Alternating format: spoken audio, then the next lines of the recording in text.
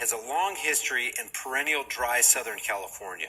Santa Barbara County has been cloud seeding with both ground-based machines and dedicated cloud seeding airplanes since the 1980s. In 2016, Los Angeles County rebooted its cloud seeding program with ground-based machines for the first time after 2002. Yearly uninterrupted cloud seeding programs have been going on since the 1950s all around California. This is all stuff you can PG&E, research or and look up Pacific yourself, Gas and people. Electric Company, has been I beg cloud you seeding to. for nearly 60 years, both in Northern and Central California. And according to them, they say, we do it to help supplement the snowpack, which benefits with more hydroelectric power. They also say the other benefits include more water for grazing, for forests, and other uses. According to their own documentation, officials at PG&E say they generate about 5% more snowfall over the entire season. Not only are they producing clean, renewable energy, it's economical as well. They say the additional hydropower generated far outweighs the cost of cloud seeding. This map right here shows more than 150 weather modification programs operating in 37 countries worldwide. Weather modification techniques include hail suppression and precipitation enhancement. This map right here shows regions in the western United States engaged in precipitation enhancement and hail suppression. UCAR, the University Corporation for Atmospheric Research, is a nonprofit consortium of more than 100 North American member colleges and universities focused on research and training in the atmospheric and related Earth system sciences. UCAR manages the National Center for Atmospheric Research with sponsorship by the National Science Foundation. An October 2015 article from Bloomberg Businessweek entitled Weather on Demand, Making It Rain is Now a Global Business, with the subtitle Welcome to the Strange World of Cloud Seeding, said this. The man who's brought cloud seeding to 31 countries on 6 continents works out of an unassuming airfield in North Dakota. Patrick Sweeney is 63, with thick silver hair and the compact build of a wrestler. There are 34 private companies worldwide that do weather modification, but there's no bigger rival in aerial cloud seeding than the Chinese government. Weather as a force multiplier. Owning the Weather in 2025 is the actual name of a research paper presented to the Air Force in 1996. It's labeled as a research paper presented to Air Force 2025. The disclaimer reads, 2025 is a study designed to comply with a directive from the Chief of Staff of the Air Force to examine the concepts and technologies the United States will require to remain the dominant air and space force in the future. Presented on June 17, 1996, this report was produced in the Department of Defense School Environment of Economic Freedom and in the interest of advancing concepts related to national defense. The views expressed in this report are those of the authors and do not reflect the official policy or position of the United States Air Force, Department of Defense, or the United States government.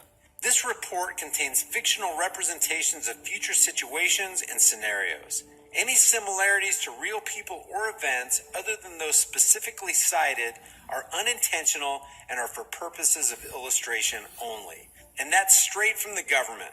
Now let's talk about ionospheric heaters. An ionospheric heater, or an ionospheric HF pump facility, is a powerful radio wave transmitter with an array of antennas which is used for research of plasma turbulence, the ionosphere, and upper atmosphere. These ionospheric heaters can influence the ionosphere and thus the jet stream, weather, and climate. HAARP is one of the best-known ionospheric heaters, and according to the government, and you know you can believe everything the government says, was shut down in 2015 due to a lack of funding.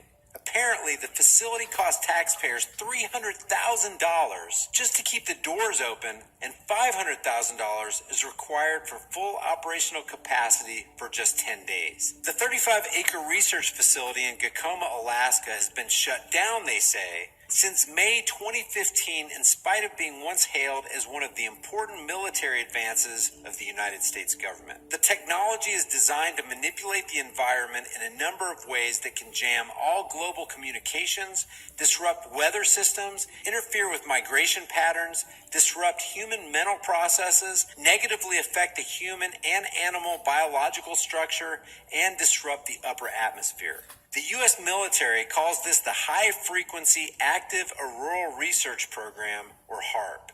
The rest of the story is revealed in the patents, technical papers, and other documents that continue to emerge. While weather modification is a global phenomenon being initiated and conducted by many governments of the world, China is currently running the biggest publicly known I just don't understand why, like, you talk to people. China creates 55 billion tons of artificial rain every year, and it plans to quintuple. It's like you don't remember when you were a kid, or you don't remember 10, 20 years ago when the skies were blue, not milky, China spent $150 million on a single regional artificial rain turning program. into clouds that never rain. Other local governments spent, but by comparison, the U.S. spends around $15 million a year. At least that's what they tell us. China now creates 50 billion tons of artificial rain every year. That compares with an average of 36 billion tons a year from 1999 to 2006. China's weather engineering program is the largest in the world.